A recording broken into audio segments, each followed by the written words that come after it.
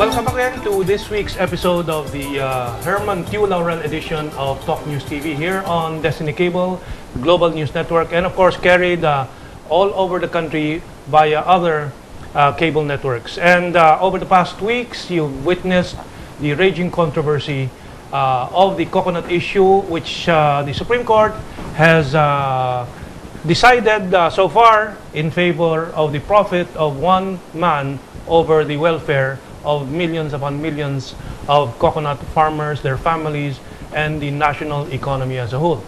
And I think most people are being shortchanged here in terms of information and the details of this case.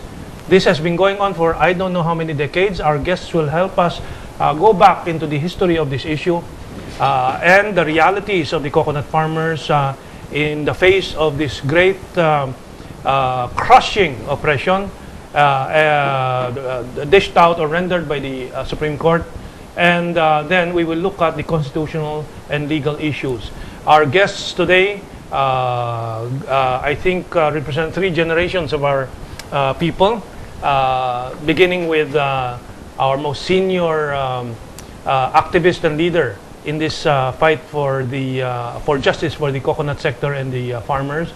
And in his maiden day in Congress, he was telling us this was his issue already. In 1985, we'll get more of the details from Ka-Oka Santos himself, variously I've heard, Mr. Coconut, and of course, known both to the progressive sector and to the coconut farmers as their champion on this issue. Three-time legislator and former delegate to the 1971 Constitution. We also have the Secretary General of COIR, the Coconut Industry Reform Movement, COIR movement, represented by Mr. Joey Faustino, or Ka Joey. And today he'll still have some hair, but the movement will be launching a protest at magpapakalbo sila, so to speak, to use their coconut in this struggle. And by next week, you might see me also without my hair because I have committed to join their protest. And of course, always the only, I think, real courageous law champion in the country, defying, and I don't know if this will put him into further trouble with the Supreme Court, defying the Supreme Court in many cases, Attorney Alan Paglia. We'll start with our most senior member of the panel, Ka-Oka. Ka-Oka, give us a rundown. First of all, the significance of the sector, how many millions are affected, and how's the economy affected, and then itong history po kung bakit nakapagsimula kayo dito sa laban sa issue na to. Inilalabas na po yung ammunition. Ka-Oka, go ahead. Iniram ko na po itong listahan ng coconut producing barangays nationwide. Akala ko 20,000 lamang. Yung pala 28,000. Ito po ang listahan. Siguro ito'y parang mga ilan? Parang 3 inches. Ganyang kakapal. 3 inches. Ito ang region, classified by regions. Yes. 28,000 barangays. Barangays nationwide. Abay, isipin po ninyo daming tao nito. Ang estimate ay 3.4 million coconut farmers. Eh, paano yung pamilya nila, yung dependents doon? 5 sa isang pamilya. Eh, bay, Di mga 17 milyon. Easily, ang involved po dito ay 1/4 of our countrymen. 25%? Yes. Ito po nangyari nung panahon ng rehimeng Marcos. Ako nahalal noon sa Kongreso, 1984. Sadyang ang una ko pong ginawa ay mag-file ng resolution asking for an audit of the levy collection. Sapagkat nung pong panahon yon, 73 to 82, almost 10 years, pag po ang isang magniniyog, halimbawa nating si Mang Kaloy, ay nagbenta ng kopra niya, abay, ang inaawas po sa kanya ay 60 pesos per 100 kilo. Ang dami pong pera nun. Yung 60 pesos napunta sa levy. Ang sabi po yun daw para sa kapakinabangan ng mga magniniyog. binilang ko po yung for the benefit of the coconut farmers, yung praise na yon, nag-umpisa ako ng hapon, umabot na ako ng mag-uumaga na, 82 lumalabas yung imposition, yung ipinataw ni levy para sa kapakanan ng magniniyog. 82 times. At saka binasa ko rin po yung presidential decrees imposing the levy, ay talagang sinasabing yung polisiya ng Estado, it is the policy of the state to see to it, to promote the industry's growth for the benefit of the coconut farmers. Okay, yes. So that the coconut farmers shall become direct participants in and beneficiaries of the levy. Ganun po yun eh. Pero hindi po nangyari yun eh, sapagkat napagsamantalahan. Ang isang naalala ko nung panahon na yon hanggang mga dumating na mga dekada na may coconut educational fund daw na maraming na pag-aral yung scholarship na yan. So yun ay isa lang. Of course, the fund is so huge, pero meron daw ganyan. Meron nga po, pero kakaunti ang nakinabang. Kakaunti ang nakinabang. At yan So pakitan tao lang ba yun? Kaya? Parte ng disenyo yun. Kumbaga man ay parang may masabi. Yes.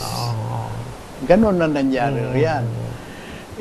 Kaya noong maupo si President Cory, hindi po ba tinatag yung PCGG? Yes, yes. At para nga ma-recover yung mga nakaw-yaman o yung ill-gotten wealth. At talagang nagkaroon naman ng maraming nasakdal sa mga di umano ay talagang nagsamantala diyan sa niyog. Ayun ang isa pang sinasabi noon, dahil dyan sa pondong yan, nakapagtayo ng CocoChem ba yun para ma-industrialize yung sektor na yun at lalong gumanda ang merkado ng mga coconut farmers daw. How true or false is that? Marami pong ipinundar sapagkat ang layunin, alinsunod doon sa letra ng mga presidential decrees, ay talagang ipinundar yung collection, yung levy ay pinataw para magpundar ng mga ahensya para sa pakinabangan ng mga magniniyog. Pero hindi po nangyari yun eh. Oo. Mga ilang porsyento eventually, baka I'm moving too fast into the future from the history that we're discussing, pero merong mga porsyento na punta sa educational fund pero maliit. Diyan sa CocoChem, meron din. Anong porsyento? So, anong porsyento ang napaglaruan lang at kailan nagsimula yon? Simula ba nandoon na yon o nangyari sa habang pumapogreso yung pangolekta ng pondong yan? Yun po ay continuing manipulation and deception.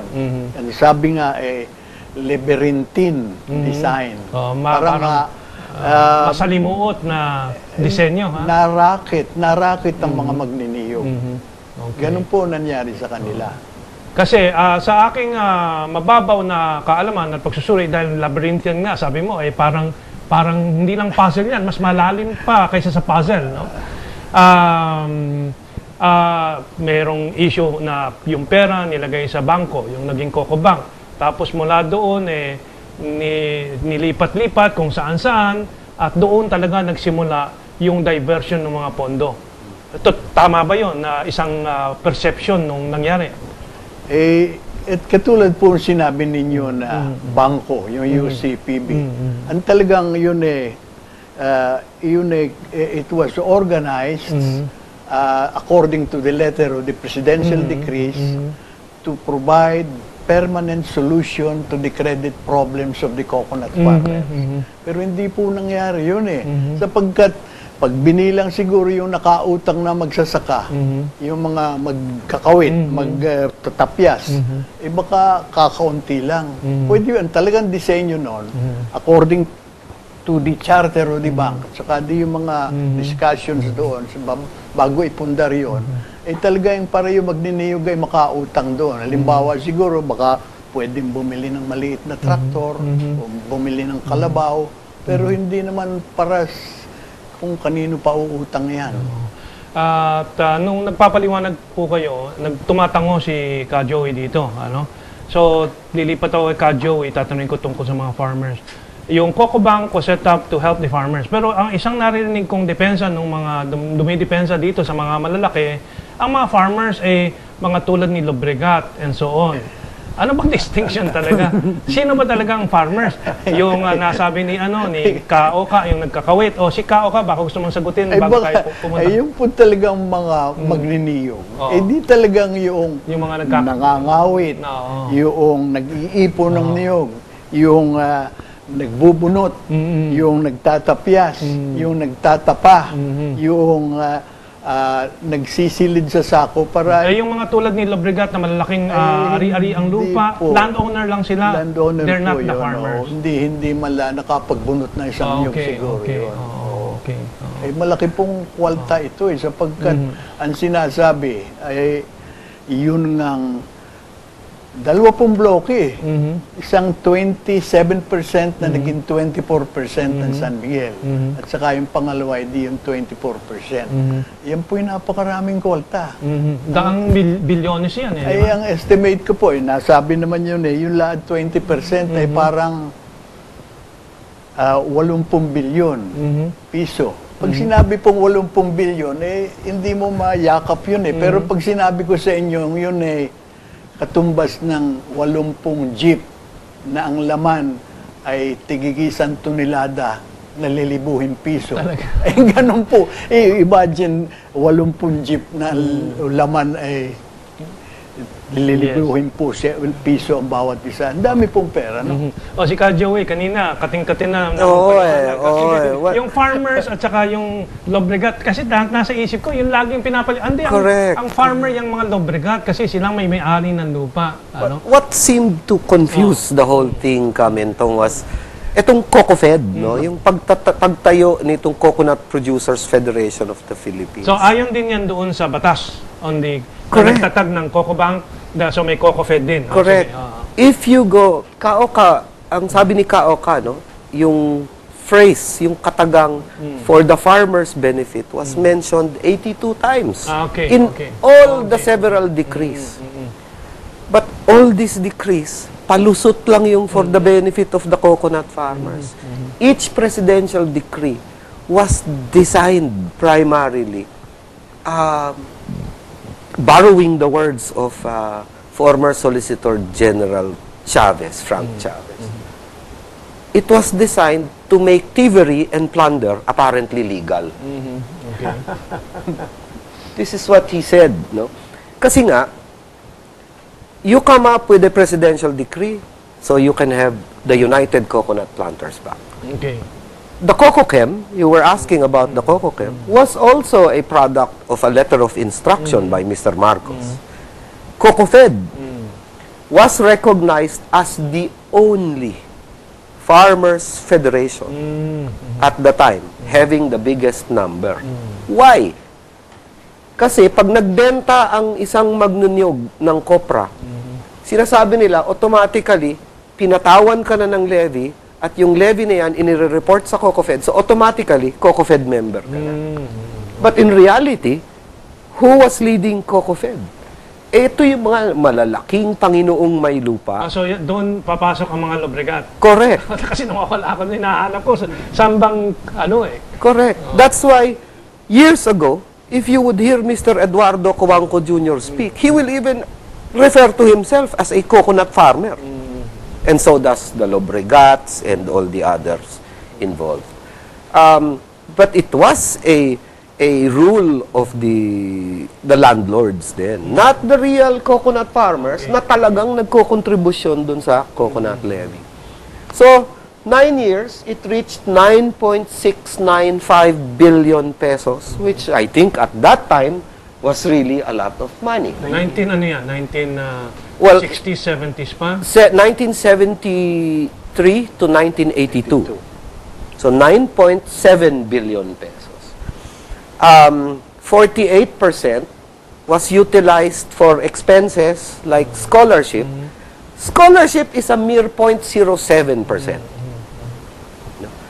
The others were questionable spendings by COCOFED and the other implementing institutions. So, COCOFED, again, back to yung mga malalaking landlords. Correct. COCOFED, you know. Correct. But the other half, almost half, was really invested. Okay. So, So, ano mga investments para, CIIF, Coconut Industry? the first investment, of course, was UCPB. Okay. Buying the First United Bank from the Coangco family and declaring it to be now the United Coconut Planters Bank, which then they called the Bank of the Coconut Farmers.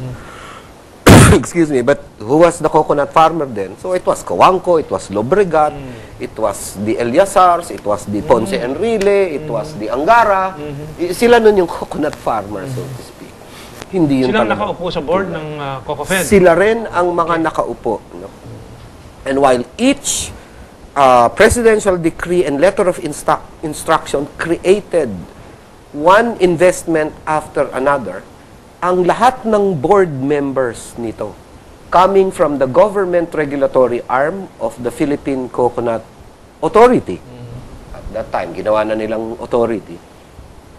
This is what General Virgilio David calls as an interlocking directory. Okay, that's right. Same set of people running all So, institutions, sila din whether ang umupo government. sa PCA. Sila sa Sila din. PCA, declared by a presidential decree of Mr. Marcos.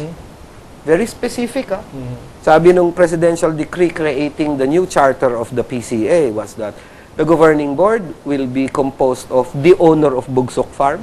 Who was that? That was Mr. Coangco, the president of COCOFED, so Mrs. Lobregat, and all the others were named.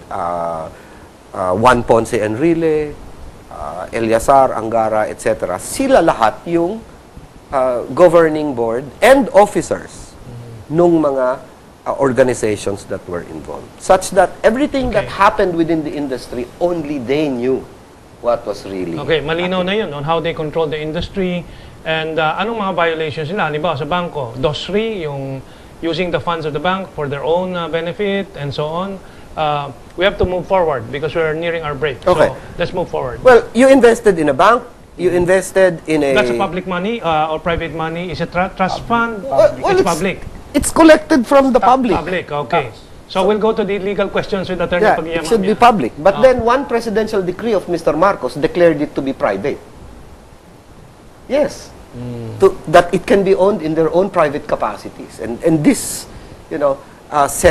let hell break loose talaga. Kuhaan na nung shares. But one thing, just to get us into the topic, Kamento, you will see stock certificates issued to farmers to cover up the whole thing. Stock certificates issued to the coconut farmers for UCPB, the CIIF oil mills, CocoChem, CocoLife, etc.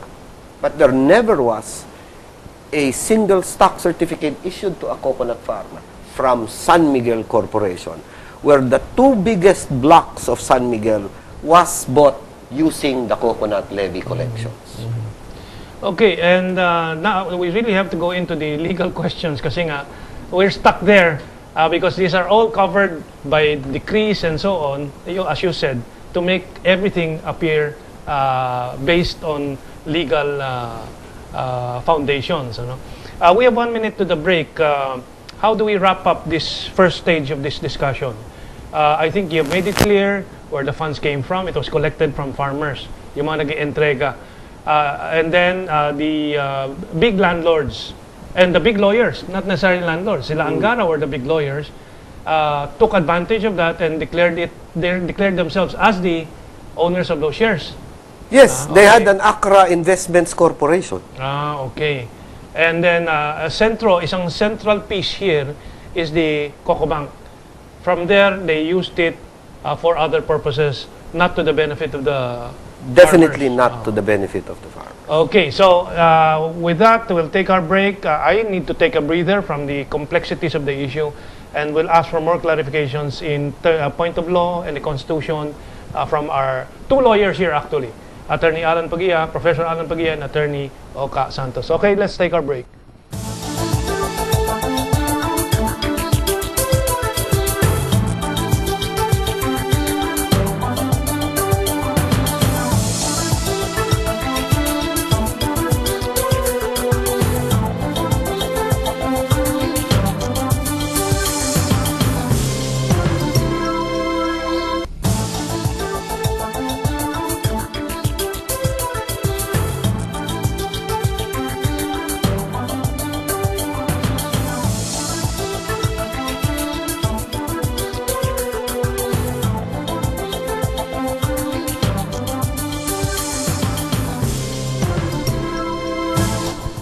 Okay, we've begun to understand a bit more about the relationship of Coco Bank, back to the roots of the problem, where it emanated, and so on.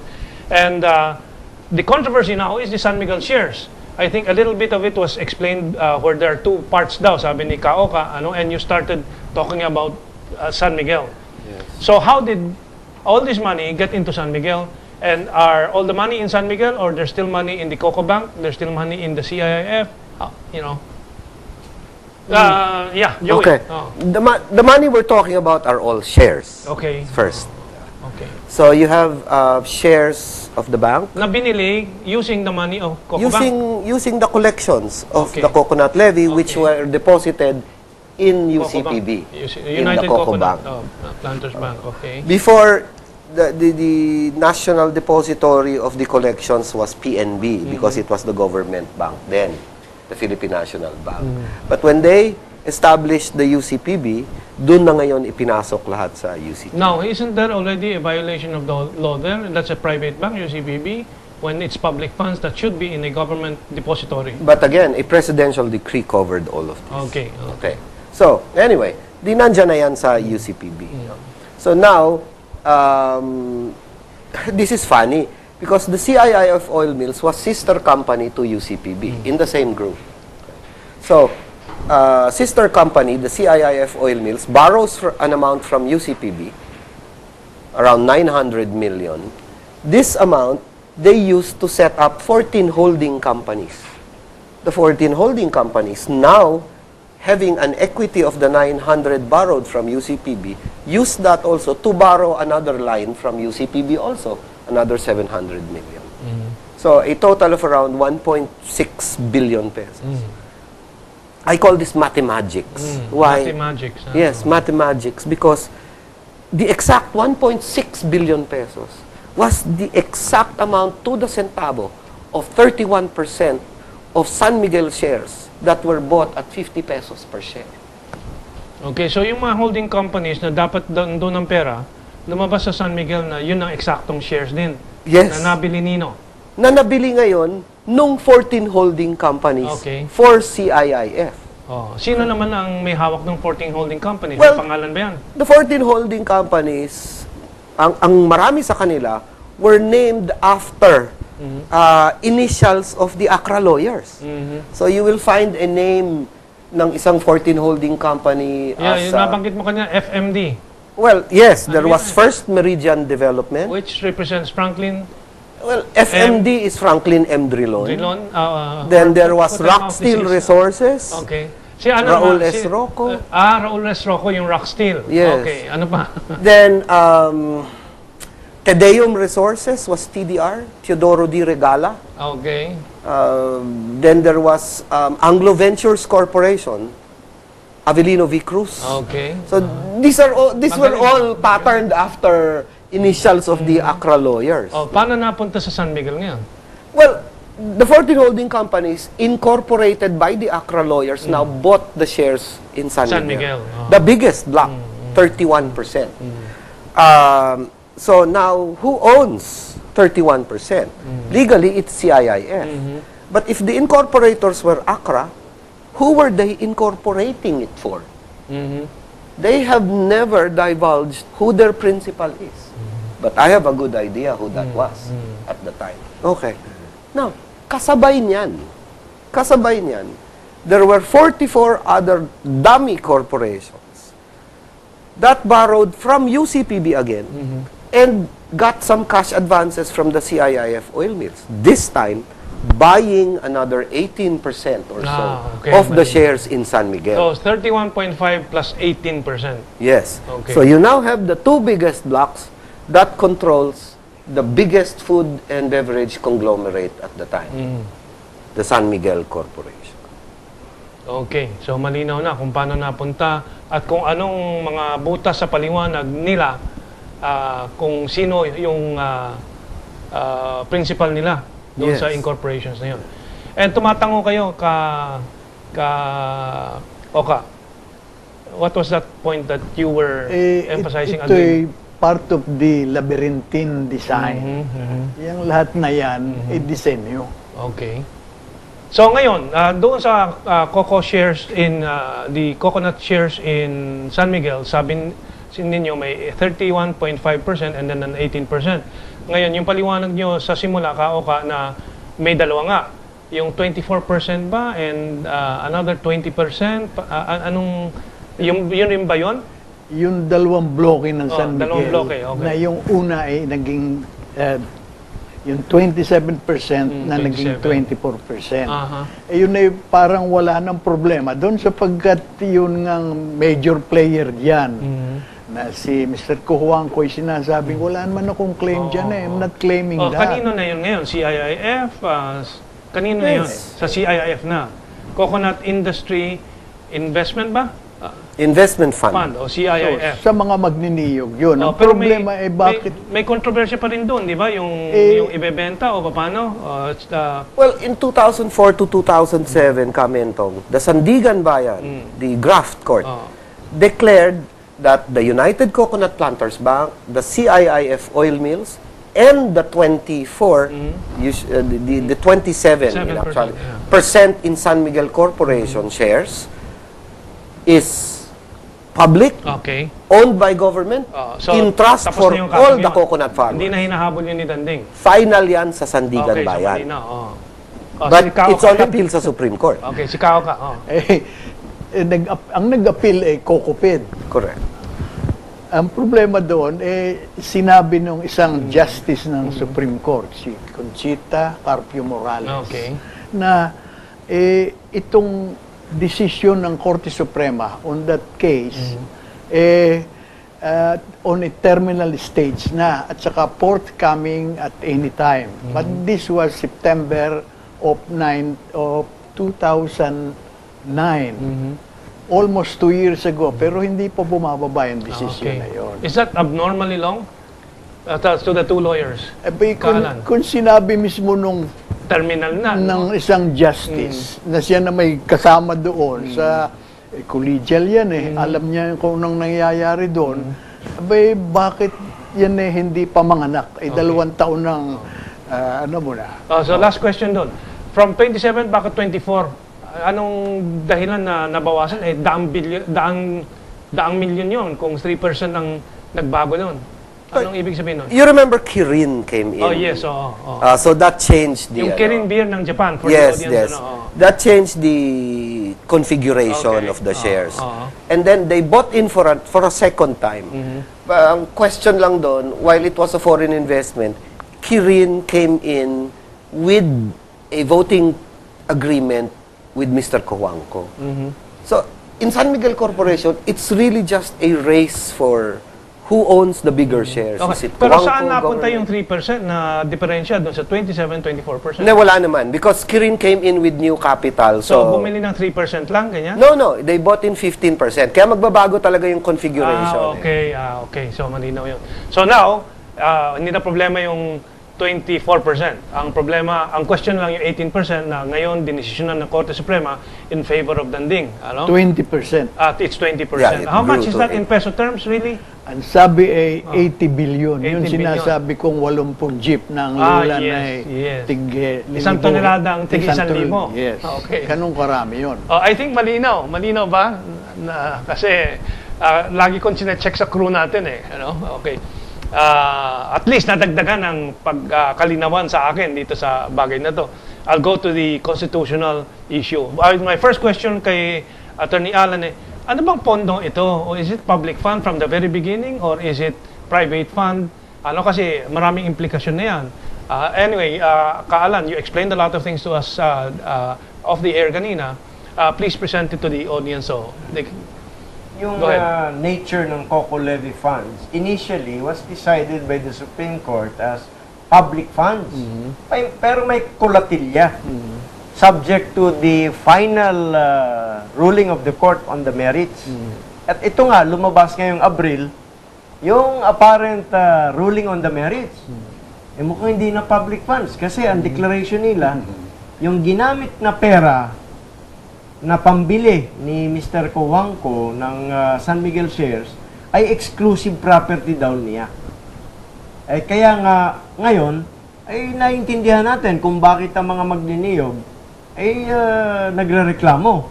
Kasi naprotektahan nga yung interest ng isang individual na mamamayan katulad ni Mr. Cojuangco. Ang tanong ng mga magniniyog, saan napunta yung mga pondo na ayon sa batas ni Pangulong Marcos ay nilikom para sa kapakinabangan ng mga magsasaka, manggagawa sa ating industriya ng coconut, no? Ng kanyogan. Ngayon, ang nangyari dito sa decision na ito, ang sabi nila, ang masarap dito, sabi nila, ito dapat isarado na to, 30 taon na to mahigit. Pero, may diferensya.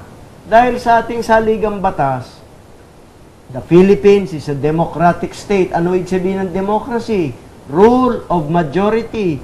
Kaya nga sa Kongreso, sa Senado, sa House of Representatives, kailangan may quorum, may minimum majority para makapag-transact ng official business. Ganon din sa mga collegial court, katulad ng Korte Suprema, 15 sila. Ano minimum quorum dyan, minimum majority dyan? Quorum. Pag in bank, katulad nitong desisyong ito, itong Republic versus Cojuangco, ang minimum majority, ang quorum ay 8 out of 15. Mathematical, di natin pag-aawayan yan. Ang problema, yung pagkakasulat ng kalakaran dito sa ating saligang batas, a decision of the Supreme Court shall be made upon a majority of those who actually deliberated on the issues and voted thereon. Lumihis ito doon sa karaniwan at doon sa standard na pagpapaliwanag doon sa American Constitution na kung saan natin kinopya ang ating unang saligang batas, yung 1935 at 1973 Constitution, doon numero Kaya dito, batay dito sa rule, sa ating kasalukuyang saligang batas, ang sabi ng mga ibang constitutionalista, yung majority of all those who actually participated in the deliberations on the issues. Ang ibig sabihin niyan, kapag ka may quorum na, halimbawa, yung sa NBank, 15, anong quorum dyan? 8. You can transact official business. Pero pag in-apply mo yung rule, majority of 8. Majority of the quorum. Ano yung majority of the quorum? 5. Majority of 8. 6. Majority of 8. 7. Majority of 8. Iyon ngayon ang sinusunod yata ng ating Korte Suprema dahil merong isang libro na sinasabi, isinulat ng isang constitutional commissioner na sinasabi, valid decision daw yon yung 567 sa NBank. Si Joaquin Bernas yan, yung Jesuita. Siya yun. Ngayon, ang tanong ngayon sa law school yung bang 567, rule of majority sa 15? Siyempre, hindi. Paliwanag natin, as a layman, I'll translate the significance of that, na meron kang collegial body na 15. Gusto mo naman ang desisyon sa very, very major issues, talagang may mayorya nung 15. Yun ang prinsipyo, sa kanilang paglaro nung mga bilang na yon, yung 5 pwedeng yung makakapag-desisyon para sa 15 na. Diba? Nawala yung 5, 6 o 7. Hindi naman tama yan. Hindi natin yan may madidepensahan sa ating mga mag-aaral ng batas. Pero yun ang sinusunod ng ating Korte Suprema. Kaya nga dito sa kasong ito, ang butuhan 7, 4, 4. 4 hindi sumasang-ayon, yung 4 naman hindi sumali. So 7 lang ang bumoto na para pagbigyan. Yung so wala yang quorum nung 15. Wala, kaya nga ayon na rin sa kanilang jurisprudensya, yung Fortich versus Corona. Itong si Chief Justice nung Deputy Executive Secretary pa lang siya noon. Ang ruling nila, kapag ka tabla ang butuhan o kaya ay hindi naabot yung minimum majority, anong konsekwensya? No decision. In other words, this decision is not a decision. At saka, again, from a layman's point of view, to stress the importance of this, na dahil sa maraming kasong naapektuhan na nito, tulad nung Visconde web case that we discussed also in this program, no? Ganon din ang butuhan, 744. Na sinasabi natin na hindi yan valid decision. Kaya yung, we have 10 minutes, so I'm very conscious of what else we have to discuss.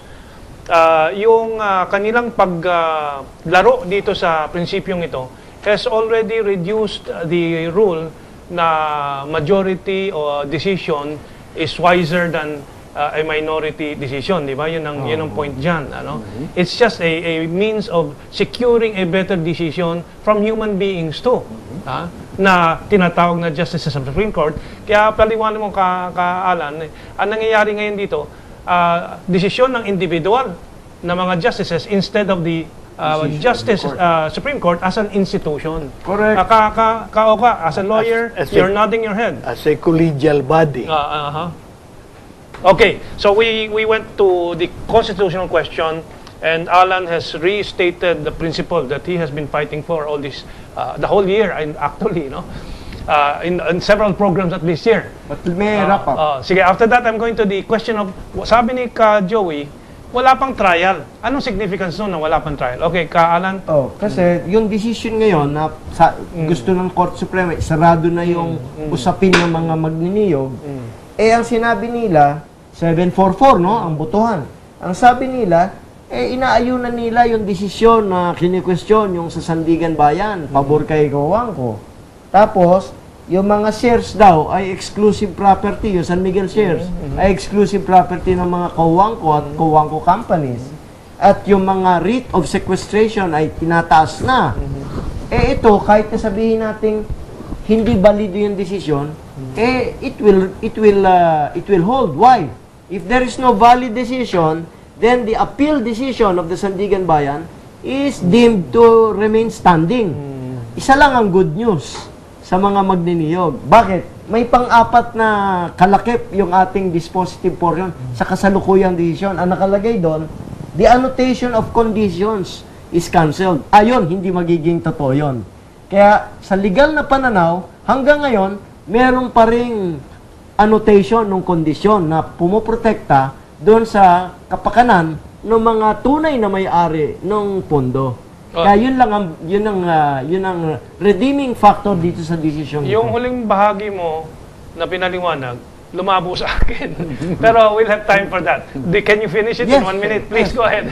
Kasi nung nilift nila yung writ of sequestration, dahil hindi naman nila tiyak pa kung ano magiging resulta talaga nung usapin, nilagyan nila ng annotation dun sa libro ng San Miguel para protektahan yung kung sakasakaling mapapatunayan na ang tunay na may-ari ng mga pondo ay ang taong bayan o ang republika. Okay, so ngayon, yung pagkaka-cancel nila dito, yung pabahaging yon ay dito magkakatalo dahil yung 7 vote doon magkakaroon ng significance yun. Ito, baliwala ito. Ibig sabihin, sa pananaw ng isang matinong mag-aral ng batas, dahil baliwala yung decision, it does not comply with the majority rule, yung pag-cancel nila doon sa annotation na nagbibigay ng proteksyon sa mga magniniyog at sa republika, ay baliwala. Ibig sabihin, hindi pa cancelled yun. Okay, so, practical implication, ano pang legal steps na magagawa? I go to Joey because he mentioned that actually there has been no trial. Anong significance nung wala pang trial? 30 taon na ata to. Bakit kala namin nilitis na yan, may trial na? Anong ibig sabihin nung wala pang trial? Tama po, Kamentong. Ang nangyari kasi dinesisyonan ng Supreme Court itong napakalaking halagang shares na ito. So, purely on technical matters, no? Hindi na ipalabas kung ano nga ba talaga ang totoo. Kasi nung sinabi nung Supreme Court nung 2001, yung dating Supreme Court, na ang coconut levy ay prima facie public fund. Kasi kinulekta mo yan mula sa publiko. So, public fund yan. Ano? At ngayon, ang idedetermine na lang ng Sandigan Bayan ay kanino ba nanggaling ang ipinangbili ng share? Did it come from the coconut levy or from the private pockets of the Cojuangcos and others? Okay. Hindi pa yan napatunayan. Ang sabi lang ng Supreme Court, na if I may go to some details, attorney, dalawang bagay. Sabi nila, na ang PCGG, which is government, failed to prove that it is ill-gotten wealth. And secondly, they failed to prove that Mr. Cojuangco is closely linked to Mr. Marcos. As if the Supreme Court justices were born after martial law, I do not understand. Okay. I myself wrote in 2003, Chronicles of the Coconut Levy Scam. Definitely crony, kasi nga crony yung yung buong pangyayari. So itong walang trial, can everybody comment? Hindi ko maintindihan, bakit walang trial? Kao ka. Baka naman, before we go to that, baka pwede naman yung motion for reconsideration sapagkat okay. nangyari na dun sa League of Cities. Ilang beses nagpabalik-baliktad. Okay. Tinanggap ng Supreme Court na pwede silang magkamali. Okay. Talaga namang sadyang yung 20% ay lumalabas na yung perang ibinili ni Mr. Cojuangcoy galing sa UCPB at saka CIIF. Hiniram doon sa dalawang ahensya na ipinundar para sa kapakanan ng magniniyog. Okay. We have our last 2 minutes. Not for the purpose, not to allow a president and director of the bank to borrow so big an amount to be able to buy 20% of one of the biggest conglomerates in the country. Okay. Hindi yun. Inamin na ni Mr. Cojuangco yan dun sa kaso, Kaoka. Pero ayaw pa rin tanggapin ng Supreme Court. Okay. Last minute, 30 seconds ka, Alan. Yung Republic kasi nag-file ng motion for summary judgment. Kasi sabi nila, aminado na sa pre-trial brief. Ang sinabi ng Supreme Court, ay meron pa mga factual issues, hindi pwede ang summary judgment. But at the same time, dahil sinasabi mong inamin ni Cojuangco na public funds yung ginamit niya, siya ang gumamit nun, ang sabi ng Supreme Court, ay hindi, walang katibayan, tungod yan. Kaya nandun nagkaroon ng tataas ang kilay ng mga magniniyog. Yeah, that is why we call it... nangyari yun? Kasi dahil inamin may pag-amin Ang sabi naman ng Korte Suprema, hindi naman napatunayan inamin na nga hindi na sa batas, admission is the highest, is the best proof. Yes. So when you admit, there's no need to prove. Okay. That is the proof in reality. Last 20 seconds, unfortunately, i-focus natin dito sa protesta ni Kajo. Yes, that is why kami, with the coconut farmers, we feel that this decision is really a supreme joke. You know? Na kinukonceal yung katotohanan sa halip sana na palitawin. That is what we expect of our courts. And that is why come July 6, some coconut farmers, coconut farmer leaders, and some other personalities na hindi kayang maatim, hindi kayang lunukin itong isang kasinungalingan ng ating Supreme Court, magpapakalbo po. We'll have to start winding out and phasing out. Baka sa susunod mga programa ay mapapanood nyo akong magpapagupit, magpapakalbo dito mismo sa studio. Dahil kasama ako sa protesta ng mga magbubukid. Maraming salamat. Kaoka, finally meet you. And of course, Kajo, we will be meeting quite often. And of course, saludo tayo kay Ka-Alan. As ever, always the fighting lawyer. Okay, and maiksi ang oras, but I think we presented... Pag congressman na ibang ibig sabihin. Okay. So, maraming salamat, Kaoka. At